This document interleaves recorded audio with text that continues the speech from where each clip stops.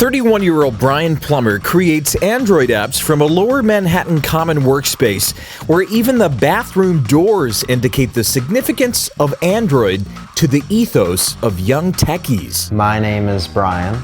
With the Android environment, the barriers to entry are very, very small to get the software development kit and to start writing applications. I mean, you could do it in a matter of, an hour's time and you don't have to pay anyone any money. Michael Novak, who's 25, is also an avid Android fan. He has recently created an Android app called GigBeat that scans a phone's music library to alert the owner when a favorite artist is going to be near. He says key features of the app wouldn't work as well on the iPhone. Android has this system that lets you, at the click of a button with a URL, choose between any app that's installed on a user's phone and actually let you choose as the user what app you want to share it in. Plummer and Novak are two in a relatively new breed when it comes to the short history of smartphone platforms in the U.S. The Android acolyte, we'll call them. Young, tech-savvy, and not fans of the iPhone. Its flash resistance, its locked battery, and its relatively closed system. In fact, data shows the iPhone becoming less popular with younger people. Of all mobile phone subscribers in the US, iPhone lost 7% of the market share among 13 to 44-year-olds from 2009 to 2011, but gained the same percentage among all users 45 and older in that same period. My interview room is the real world. Brand consultant Dean Crutchfield thinks younger people tend to prefer an open software platform. Android's doing that by its attitude, saying, yeah, all on board, bring it up, what do you got, make it work.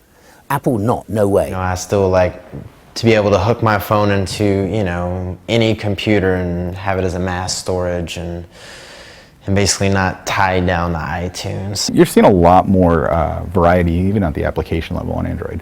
You don't like the default music app? You can go find another one. When you're sitting there with your mate and mum pulls out an iPhone, it's a bit like, it doesn't have that cachet anymore that you first thought it had, or what you bought into, where actually Android does. Logistics could also be part of the iPhone slip among younger users.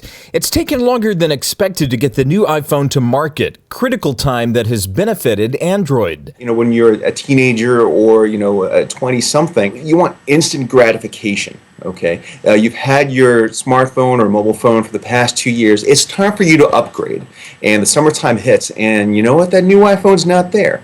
Meanwhile, you have all these other companies saying, "Well, that may be true, but take a look at all the other, other iPhone competitors that are coming out, and see what you can get." Sometimes at a lower price point. And part of it is price.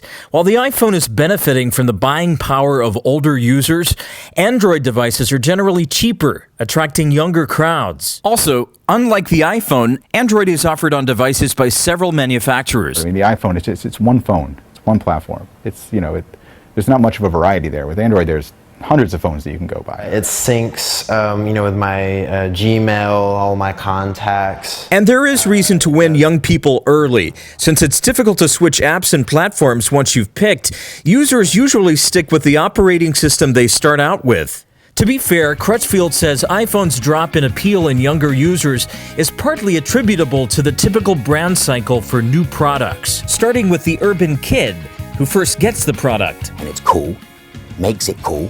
So the suburban kid buys it, and then dad buys it.